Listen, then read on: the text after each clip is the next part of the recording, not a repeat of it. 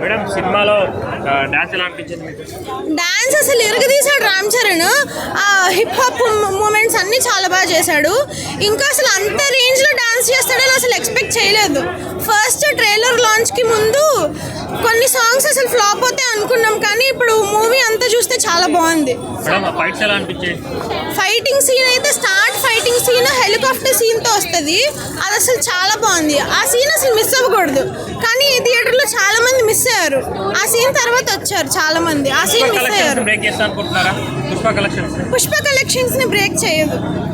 Rating అంటే ఎంత ఇస్తారు? 5 out of 4 ఇస్తారు. ఫాదర్ రోల్ బాగుందా, సన్ రోల్ బాగుందా? అప్పన్న క్యారెక్టర్ బాగుందా, ఐఎస్ క్యారెక్టర్ బాగుందా?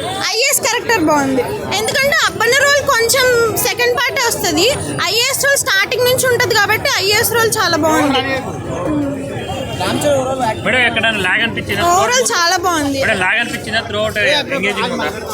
లాగ్ ఏమంత అనిపించలేదు, కానీ సెకండ్ పార్ట్ చాలా బాగుంది. సెకండ్ పార్ట్ అసలు బోర్ కొట్టదు, ఫస్ట్ పార్ట్ కొంచెం అనిపిస్తుంది. మేడం ఓవరాల్ గా సినిమాకి మళ్ళీ రావచ్చు అంటారా?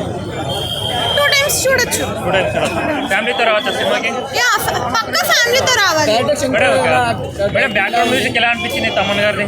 బ్యాక్గ్రౌండ్ మ్యూజిక్ చాలా చాలా బాగుంది. ఎందుకంటే రామ్ చరణ్ ఈ మూవీలో రామ్ చరణ్ ఎప్పుడైనా వస్తున్నప్పుడు స్లో మోషన్ పిక్చర్స్ చాలా ఉంటాయి. దానికి బ్యాక్గ్రౌండ్ మ్యూజిక్ చాలా బాగుంది. శంకర్ గారు కంబ్యాక్ ఇచ్చారా? డైరెక్టర్ శంకర్ గారు కంబ్యాక్ ఇచ్చారు. తమిళ్లో కాకుండా తెలుగులో కూడా బాగా చేస్తారని ప్రూవ్ చేసుకున్నారు శంకర్ గారు.